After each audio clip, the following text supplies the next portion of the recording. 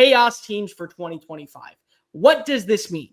It means a team that could completely change the path of how we view the SEC. It could be as simple as, hey, they're going to be really, really good and nobody's talking about them. Or it could be, we're hyping them up. They are supposed to have a top 10 returning defense. They're supposed to have the can't miss quarterback. They're supposed to have a coach that is coaching for his job and feels like, hey, you know what? He didn't live up to expectations. Anything can work as a chaos team. It could go good, it could go bad, but they control a lot of the narratives around the SEC. So Dave, I'll let you start. Who is your chaos team for 2025? I'm going to go back to my number one game. I've been going back all day. When we talked about this topic, we're going to go who I was going to go with. I'm going to go with the two teams that are playing in my number one underrated game. You can make a case for either one. In this case, I'll throw Auburn in there. I think it's either Auburn or Oklahoma. To me, I think it's kind of obvious from a standpoint of chaos, like who kind of, in my opinion, again, everybody kind of interprets it different. To me, the chaos means like a team who's kind of at that point in schedule factors in. No one's really hyping them up. It's kind of that mid-tier potentially that could go make the playoffs or go 9-3 or at least ruin someone's chances a little bit. I'm just going to go Auburn Bear here just because, again, I think it's as talented as they've been since 2019, 2020 across the board. I don't think it can get any worse for Jackson Arnold last year. I think he's going to have better receivers around. The offensive line's as good as it's been since 2019 at Auburn. Again, it's nothing towards Oklahoma. I don't think the injury luck can be near as bad. I just don't think it can be. I think it's a beneficial schedule for Auburn. They get Georgia and Alabama both at home.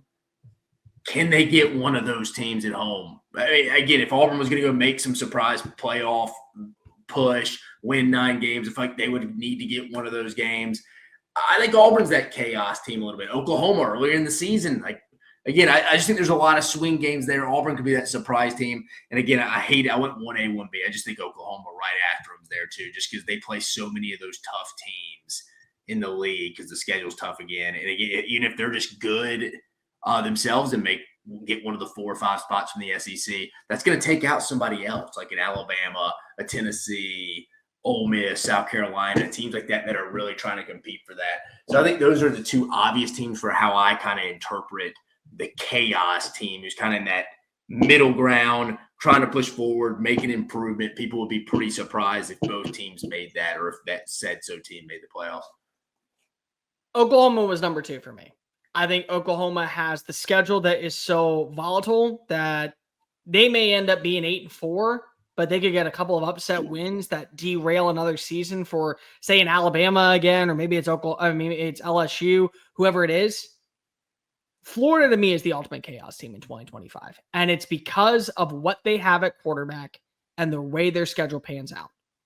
I think DJ Lagway, at his potential, his peak, can be QB1 in the SEC. I've seen him up close in person.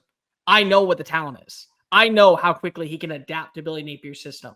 And I think that the fact is, last season, even in that minute level of reps before he took on over for Graham Mertz, it allowed him to build up his confidence. And then the way he closed out the season, he was playing with that it factor. Well, I feel really good about the wide receivers that they brought in. J. Michael Sturdivant is not getting talked about enough as a really sneaky transfer. I think he could be that big-bodied guy. I think he can be that vertical threat. He adds tremendous value, I think, as a blocker. I think you also got to throw in what you landed with the recruiting cycle. I've been high on Dallas Wilson from the second that he touched down in Gainesville. When he left Eugene and came on down to the Swamp, I said, you know what? Watch this kid break on out. He had over 100 receiving yards and 2 touchdowns in the spring game. And I get it. It's a spring game, but I'm going to buy into that stock. I'm going to buy into that offseason hype. I like Nashawn Montgomery. I like that they're going to have a fully healthy version of Trey Wilson. Vernell Brown, I think, could be a really, really, really good player. Aiden Mizell, I think, could be that great vertical threat. And I think their offensive line is going to be better than advertised. Jake Slaughter, for my opinion, is one of the better centers in college football, if not the best center in college football. I like what they have in terms of Bryce Lovett at the right tackle spot. I think Hayden Hansen could be pretty good. I think that Keandre Harris could be pretty good. Austin Barber could be really good.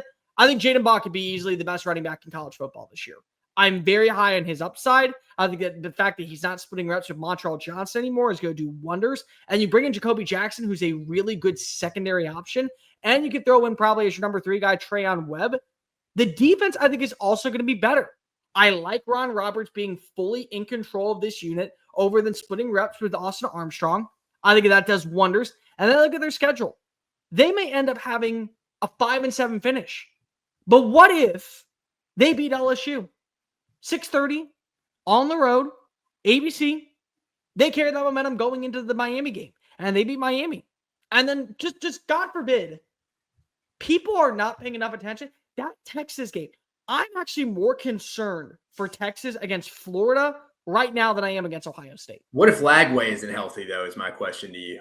And that's the thing. That's what makes them a chaos. That's where I've heard that it's not. That's, again, you're saying it's ceiling. Yeah, everybody, I think, for that. But that's my concern. Can he make it through the whole season?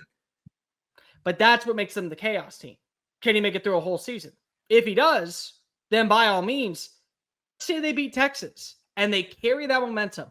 Then they face off against Georgia. And it's the world's largest outdoor cocktail party. And we don't know what Georgia's going to be. This may be the weakest Georgia team that we've seen. And they get that win. And then they get to go ahead and face off against Kentucky and Ole Miss. And they do what they always do against Tennessee, which is beat them in the swamp. And now we're talking about 10-2. And now we're talking about, hey, Billy Napier, we gave him an extra year. He figured things out. He was able to stabilize the offense. He brought in the right recruits. We're winning in the state when it comes to keeping as many players inside as possible. And we've turned this program into a sustainable success. When Florida is at its peak, it can be one of the best teams in college football. But I also can see a scenario, Dave, where you don't have a healthy DJ Lagway. Harrison the turnovers Bailey, become constant. You are putting yourself in a position where you're unable to run the football on the right side. Your defense gives up far too many explosive plays, and you lose that momentum after the Texas game. Let's say you lose back to back to back. LSU, Miami, Texas. Your season's over in terms of going to the college football playoff, but you still have 7 more games. But let's say the buy-in's not there anymore. So they could be the ultimate chaos team. All right, Barry, let me ask you, what are they after their 5th game? What's their record? I think 4-1 right now. 4-1. I think 4-1. I said this on another show, and I'll say it today. I think that Texas will go 11-1 this year. I think they will have 1 loss, and that will be to Florida. That's it. I think of that right now. So you think Florida beats LSU? I think Florida beats LSU. I do. I think LSU. That's a bold take, man. You're high on both. I think LSU. I think Florida can beat LSU. I do. Oh, they definitely can. I mean, hell, they did it last year. No, you're right. They definitely can. That's what makes them the most chaotic team, because everything is possible. Because then you look at it from this perspective. Florida loses. They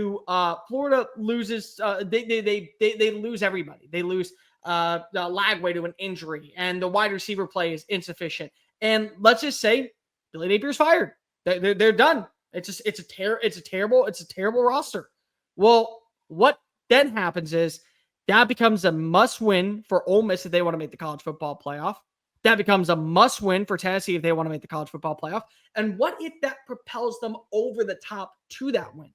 And the reason why I say the Texas game is that Texas last year played against a Florida team that didn't have DJ Lagway in that matchup, so they absolutely kicked the crap out of them. They're going to be playing in the swamp. They're going to be playing, hopefully, with a healthy DJ Lagway, and Arch Manning is going to have another major road test. I think that there is so much stock in this game for Texas and for Florida. I could see Florida easily walking away with the dub. Yeah, I mean, it'd be a big opportunity. Yeah, Florida can split. I mean, a sneaky game is week 2, too. I think South Florida's sneaky. Again, before Baton Rouge. There's always some close random non-conference game like the first 2 weeks, I feel like, for teams in the league every year. I get off topic. It's just when I'm looking at their schedule now. But you're right, Bear. I mean, it's not out of this world to think 4-1 after their first 5 heading to College Station. I mean, again, if they were to beat LSU like you have it, yeah, they would. Man, it'd be as good as you could draw up right there for Billy. But think about this. They could also lose to LSU. Well, they could lose all 3 of them. I mean, they could be 2-3 after that. But they could lose to LSU, beat Long Island, beat South Florida, beat Miami, beat Texas. They could easily do that. Yeah, they could do that. I think that's just as possible. possible. I think that's probably a little more realistic. Yeah, I think that's probably if all you told me was they were 4-1 after 5 and I had to guess the loss. Wait, my bad. I got that mixed up. I have them beating Texas. I had them losing to LSU right now. That's my bad. I think that's the most realistic if you told me 4-1. I mean, not saying that. I mean, again, they beat Florida. Florida beat LSU last year, so it's definitely possible for sure. Especially and again, think about just think about this for a second. It's a close game. It's like 9-3 in this matchup, or 10-3. 1 touchdown's been given up, and all you need is DJ Lagway to get that it factor drive, like he had last season against LSU, like he had last season against Ole Miss. That might be enough. Again, you don't need a lot. You just need to get by the skin of your teeth. This may be one of the most hard-fought games out there. I like that there is a more veteranship feel for Florida's defense this year. And Texas is going to have the best defense in the SEC for my money. Them and Alabama are a cut above everyone else going into this season right now. So it's going to be a major test, I think, for both DJ Lagway and for Arch Manning. Yeah, I'm just Florida's that team overall, Bear. I'm just totally not. I'm not saying good or bad, pros or cons. Florida, I just don't know with the health of the quarterback. It's hard to. You won't know that 100% until we start playing football. So it's hard to go predict their games. Because no, you do make a game. They could go either way. I mean, you could say that about a lot of teams. But I mean, look at Oklahoma last year. They weren't good, but they ruined Alabama's season, or one of the reasons why. So no, I mean, I get the chaos there. Yeah, Florida's not a bad one either. It just all comes down to Lagway. Can he make it through a season healthy, an entire season? Like honestly, if he can get through the Texas game, then you feel really good about maybe the rest of the schedule before you face off against Georgia. I mean, you never know. But that's the thing. You don't. There's freak non-contact stuff. It never happens. I also think Missouri can be a chaos team in terms of just, hey, they may end up being a walking dud because I don't know what to expect from Bo Pelini. Yeah. Like that could be chaos. I think that Ole Miss could be a chaos team because there's no expectations this year. Texas A&M would be the chaos team because of, hey, what if their offense actually is sufficient? They were 7-1 going into that South Carolina game. Like they were 7-1 in that matchup, and then everything fell off the wagon. Yeah, the SEC's got a group of teams that have kind of been, like, again, I don't think Vandy's going to be a chaos team. I don't think Kentucky is. I don't think Mississippi State is. I don't think Arkansas is. I feel pretty confident in those 4. You're right. You can make a case for like Ole Miss, naturally, like we did Florida, Oklahoma, and Auburn.